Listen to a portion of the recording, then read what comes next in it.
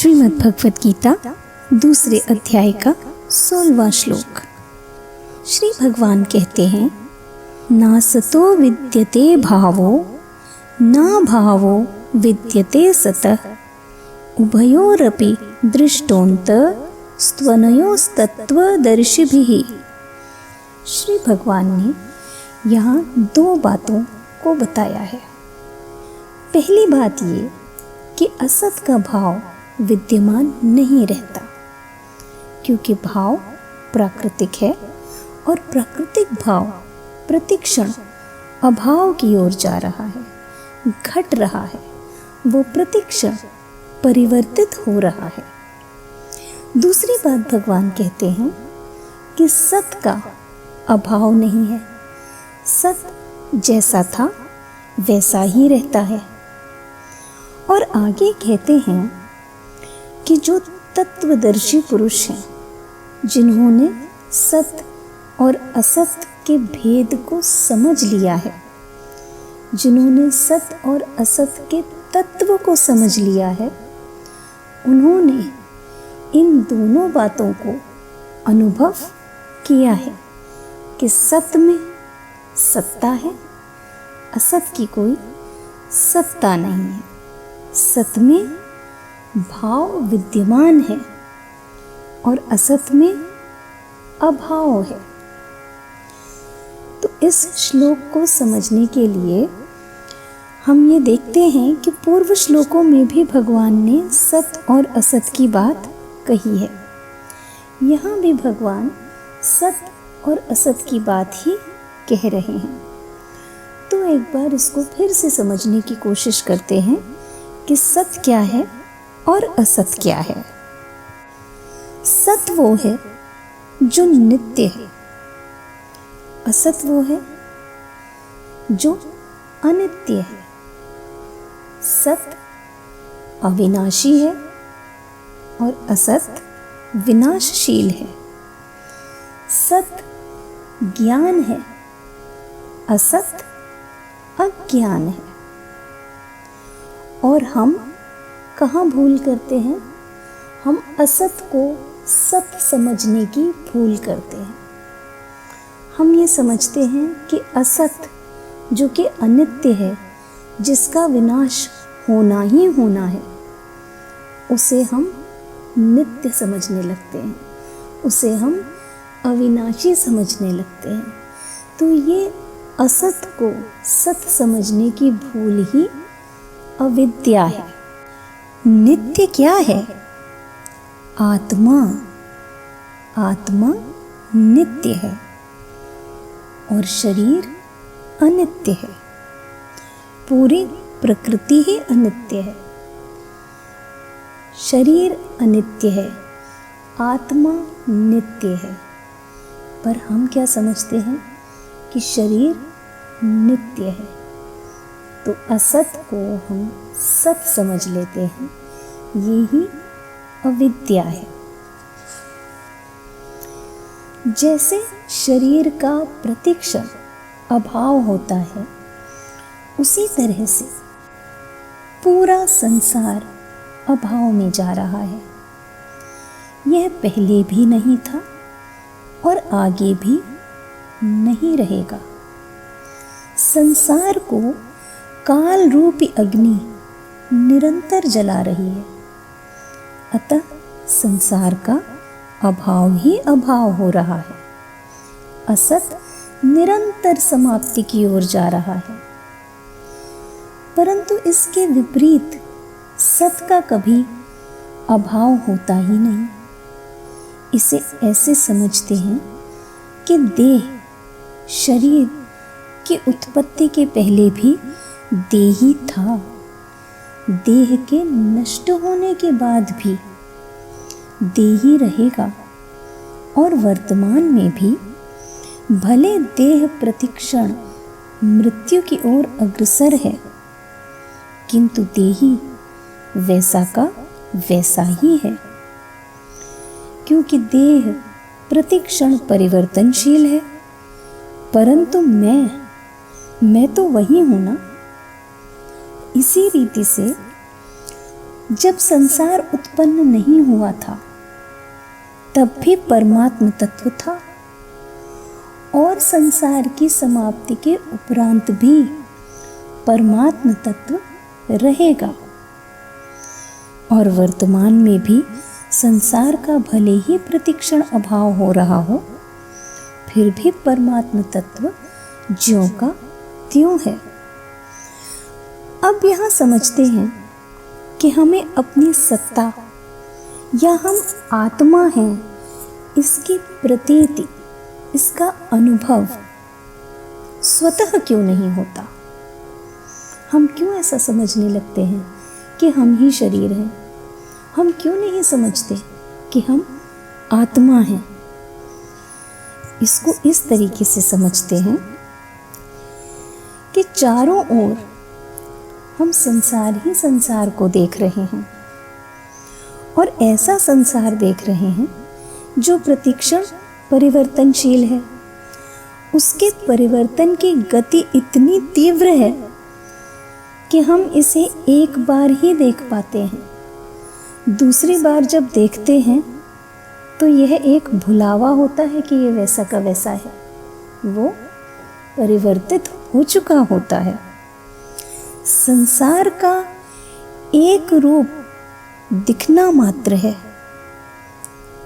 संसार का एक रूप दिखना एक भुलावा है। संसार प्रतिक्षण बदल रहा है और बहुत ही तीव्र गति से बदल रहा है। संसार हमें एक रूप इसलिए दिखता है क्योंकि हमारी इंद्रियां, आंखें इत्यादि ये भी प्राकृतिक ही हैं, ये भी संसार की ही हैं। तो हम संसार को संसार की ही आंखों से देख रहे हैं। तो जैसे संसार प्रतिक्षण बदल रहा है, उसी प्रकार हमारी इंद्रियां, क्योंकि वो भी सांसारिक हैं, वो भी प्रतिक्षण बदल रही हैं, उतनी ही तीव्र गति से बदल रही हैं। इसलिए उनका नेट डिस्प्लेसमेंट ज़ीरो होने की वजह से हमें संसार एक रूप दिखता है। इसलिए सत की स्वरूप से प्रतीति नहीं हो पाती, क्योंकि संसार से संसार की ही प्रतीति होती है, स्वरूप की नहीं। परिवर्तन एक क्रिया है, और परिवर्तन किसी न किसी विषय वस्तु में हो रहा है। इसका अर्थ है कि क्रिया और विषय संसार की है। क्रिया और विषय संसार के होने के कारण संसार में विषयों के परिवर्तन की क्रिया है। संसार में क्या हो रहा है? संसार में सांसारिक विषयों के परिवर्तन की क्रिया हो रही है। परिवर्तन एक क्रिया है, और परिवर्तन किसका हो रहा है? विषय वस्तुओं का परिवर्तन हो रहा है। तो संसार में क्रिया है, संसार में ही विषय हैं। विषयों का परिवर्तन प्रतिक्षण हो रहा है, जबकि स्वरूप में न तो कोई विषय है, न ही कोई परिवर्तन है। जब कोई विषय नहीं, विषय का परिवर्तन नहीं, तो इसलिए स्वरूप में कोई क्रिया भी नहीं है। स्वरूप विषय, वस्तु, पदार्थ और क्रिया दोनों से ही परे है। शरीर, इंद्रियां, मन, बुद्धि ये सभी कुछ प्राकृतिक है। बिना चेतन स्वरूप के ये कुछ नहीं कर सकता। इससे सिद्ध होता है कि मात्र क्रिया संसार में ही है, स्वरूप में नहीं। स्वरूप का क्रिया से कोई संबंध नहीं, क्योंकि स्वरूप में कोई अभाव नहीं, कोई परिवर्तन नहीं।